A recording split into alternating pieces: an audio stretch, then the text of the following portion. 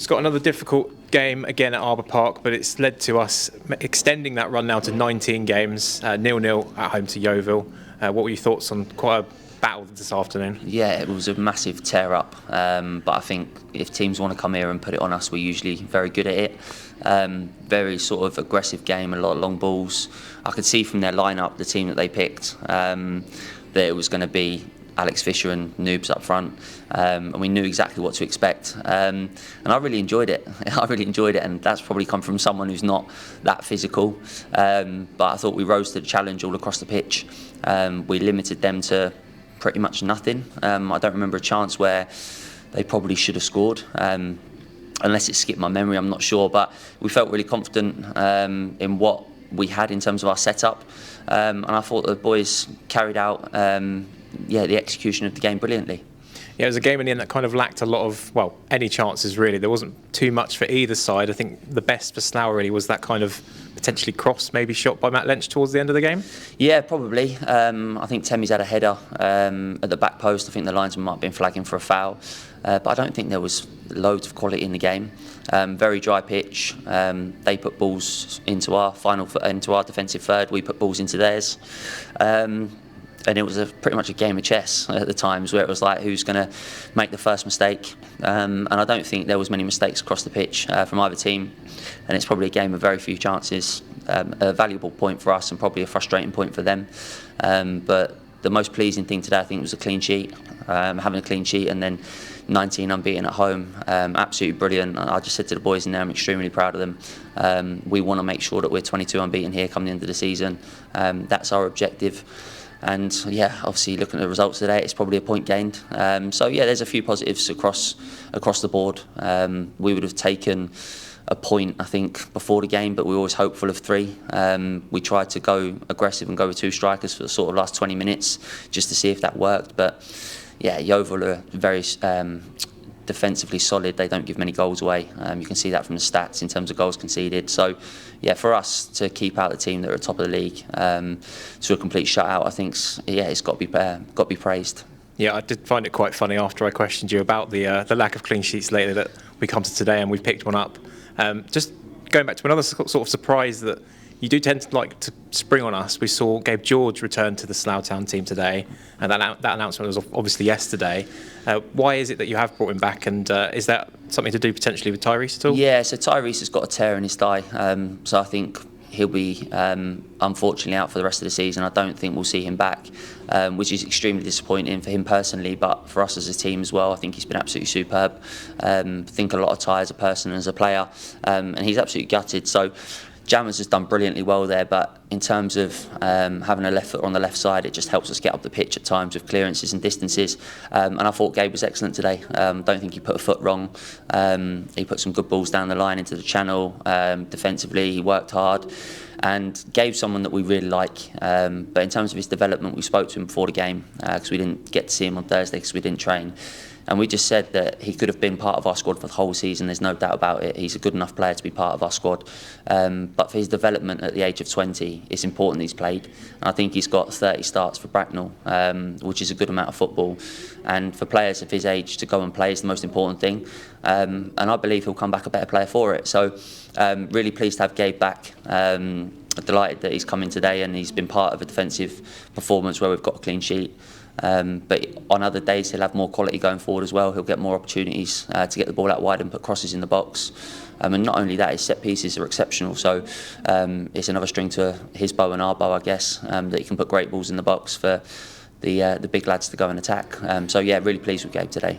Just another question about one of the other members of the squad, Christy Wards. It's been a little bit noticeable actually that he came on for a couple of minutes today, but his lack of minutes lately, is there a reason for that, or is it just a tactical situation? Yeah, there is a reason. I guess I can obviously make that known. I think when we brought Christy in, we had Nashi, and Nashi was sort of defensive midfielder, and we'd have 2 that would sort of go and roam and cause problems.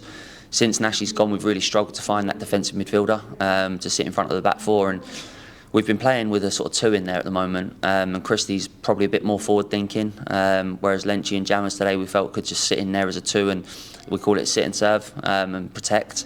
And it's been really difficult with Christy because I think a lot of him as a player and as a lad, his attitude's been brilliant. So he's probably been a victim of our shape and personnel, that we haven't been able to fit him in the last couple of weeks. We felt like we needed to tweak it, and he understands that. He completely gets it, but he's come here to play, and I feel like I've let him down.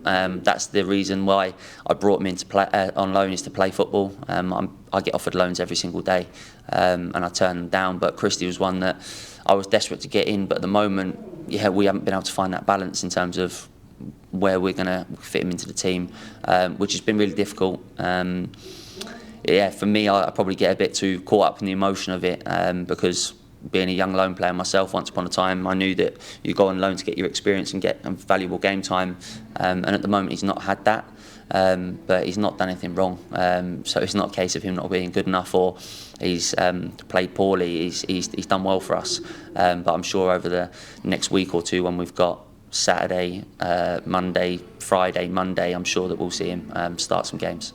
So just before we talk about then non-league day in Eastbourne Borough, who will come here to Arbour Park, there was a bit of a landmark that you hit this afternoon. I'm sure just by your smile there you might know what that is. So 200 appearances for yourself for Slough. What are your emotions and feelings about that? Yeah, like if someone had said to me when I played my first game, I think it was St Ives away on a Tuesday night, I don't know what year it would have been, 2018 maybe.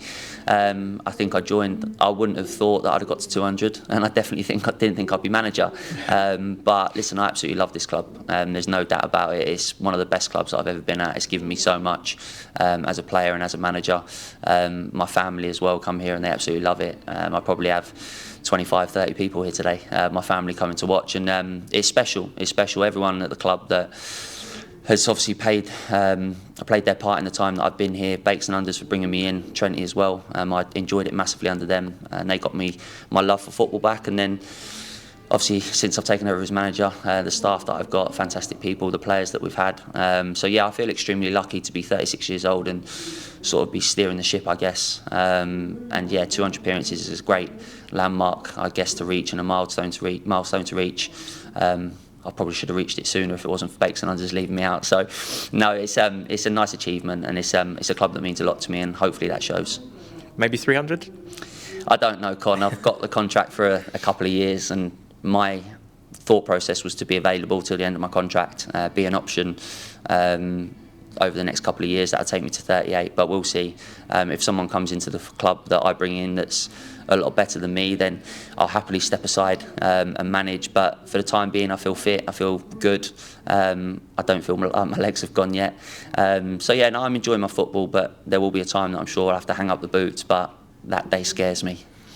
So it can't be understated as well, just looking back then to today, the fact there's 1,533 that have attended this game as well this afternoon. Big efforts from both sets of supporters.